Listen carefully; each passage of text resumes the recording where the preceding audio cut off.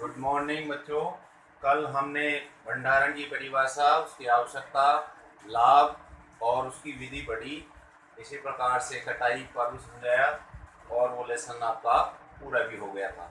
अब आज नया अध्याय शुरू करते हैं, सूक्ष्म जीव, मित्र एवं शत्रु, जो कि आपका दूसरा लेसन है। ये तो सूक्ष्म जीवों के बारे में इसमें जानकारी करेंगे, जो कि लाभकारी भी होते हैं और हानिकारक भी होते हैं, दोनों ही प्रकार से हैं ये। तो देखते हैं क्या है ये।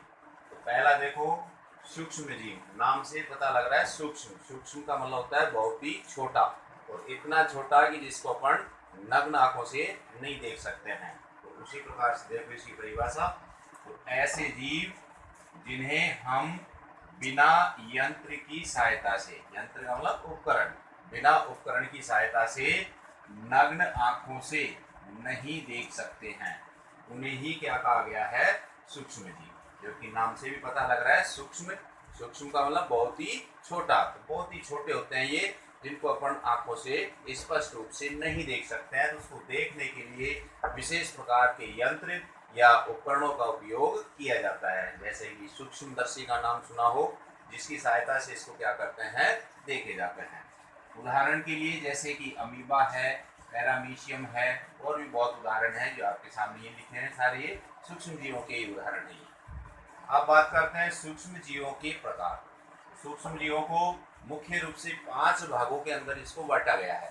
5 प्रकार के सूक्ष्म जीव बताए गए हैं, जिनमें पहला जीवाणु, या इसी को बैक्टीरिया भी कहते हैं। पहला कौन सा है? जीवाणु या बैक्टीरिया। इसी के उदाहरण हैं जैसे स्पाइरल जीवाणु, राइजोबियम जीवाणु। दूसरा देखो, विषाणु या वायरस। क्या नाम है दूसरा?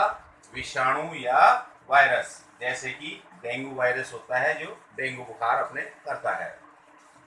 तीसरा प्रकार है कवक या फंजाई। कवक या फंजाई तीसरा प्रकार इसका। इसके उदाहरण हैं जैसे कि पेनिसिलियम और राइजोपस।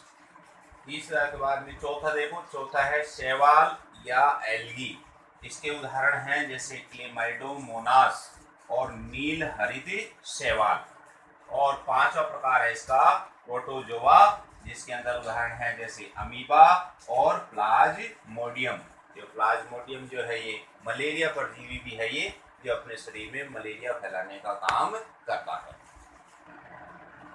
देखो बच्चों, अभी जो 5 प्रकार आपको समझाए हैं सूक्ष्म जीवों के, उनके एक एक उदाहरण चित्र के रूप में भी देख लो। ये जो चित्र है ये स्पाइरल है, ये स्पाइरल जीवाणु उसका चित्र है। इसी प्रकार से विषाणु जो बताया था अभी आपको, ये विषाणु का जो चित्र है, उसकी संरचना है ये। ऐसे ही कवक में आपको राइजोपस बताया था, राइजोपस का चित्र है ये। और इसी प्रकार से एक शैवाल आपको बताया था, शैवाल में क्लोमाइडोमोनास जो उदाहरण लिखवाया था, ये उसका एक चित्र है।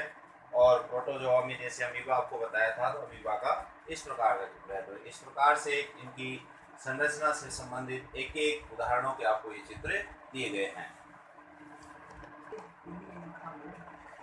अगला प्रश्न देखो, सूक्ष्म जीवों के लक्षण या विशेषताएं या उनके गुण। उसमें क्या क्या गुण होते हैं, क्या क्या विशेषताएं होती है। देखो, सूक्ष्म जीवों का जो आकार है बहुत ही सूक्ष्म या बहुत ही छोटा होता है। यानी इतने छोटे हैं ये, इनको अपन आंखों से भी नहीं देख सकते।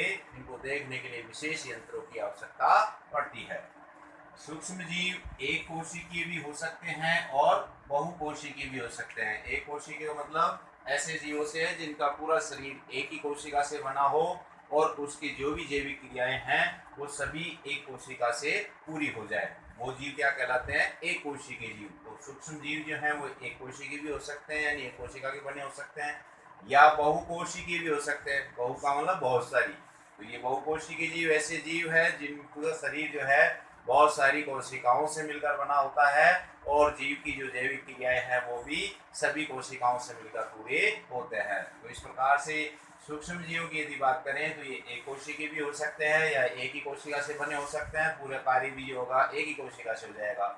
और कुछ सूक्ष्म जीव बहुकोशिकीय भी हो सकते हैं इसमें, जिनके शरीर में बहुत सारी कोशिकाएं मिलेंगी और सभी कोशिकाएं मिलकर जैविक क्रियाओं को पूरा करती हैं। ऐसे इनकी यदि स्थिति देखें कि ये कहाँ पाए जाते हैं, तो वो भी देखो सूक्ष्म जीव जो है सर्वत्र स्थानों, यानी सर्वत्र मतलब सभी स्थानों पर मिलते हैं ये।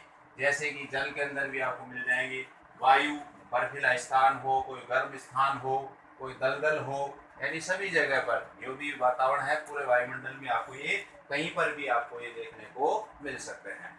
इसी प्रकार से देखो सूक्ष्म जीव जो है प्रत्येक ऋतु या मौसम में पाए जाते हैं, यानी इनका कोई निश्चित मौसम नहीं है भाई उसी मौसम के अंदर मिलेंगे आपको, ये हमेशा आपको उपलब्ध रहते हैं।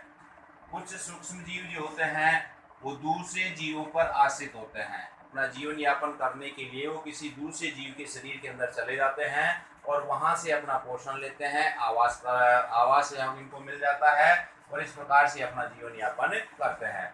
और कुछ सूक्ष्म जीव ऐसे भी हैं जो स्वतंत्र रहते हैं, इनको दूसरे जीव की आवश्यकता नहीं पड़ती है।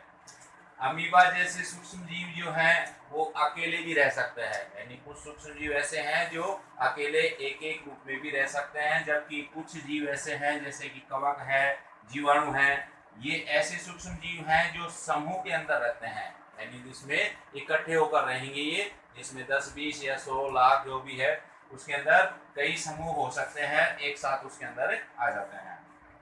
कुछ सूक्ष्म जीव जो है जीवों के लिए लाभदायक भी होते हैं, ये अपने को कोई ना कोई लाभ जरूर पहुंचाते हैं, चाहे वो पेड़ पौधों के लिए हो चाहे जंतुओं के लिए हो। जैसे कि लैक्टोबैसिलस नाम का एक जीवाणु है जो अपने दही के अंदर पाया जाता है और ये दूध को दही में बदलने का कार्य भी करता है।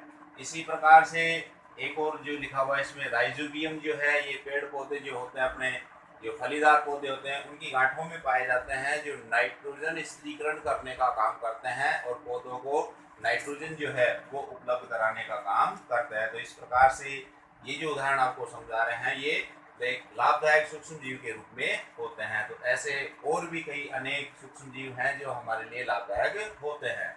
इसी प्रकार से कुछ सूक्ष्म जीव जो हैं हानिकारक भी होते हैं, जो जीवों के अंदर कई प्रकार के रोगों को उत्पन्न करने का काम करते हैं। जैसे कि प्लाज्मोडियम नाम का ये प्रोटोजोआ जो है ये सूक्ष्म जीव है जो अपने शरीर के अंदर ये क्या करता है, मलेरिया रोग को फैलाने का कार्य करता है। तो इस प्रकार से ये अपने को हानि पहुंचाता है। तो ऐसे अनेक प्रकार के जीवाणु हैं, कवक हैं, शैवाल है, जो हमारे शरीर में क्या करते हैं, विभिन्न प्रकार के रोगों को उत्पन्न करते हैं। तो इस प्रकार से वो हानिकारक जीव हैं अपने लिए, और जो अपने को लाभ पहुंचा रहे हैं वो लाभदायक जीव है। तो इस प्रकार से इन सूक्ष्म जीवों की ये विशेषताएं हैं।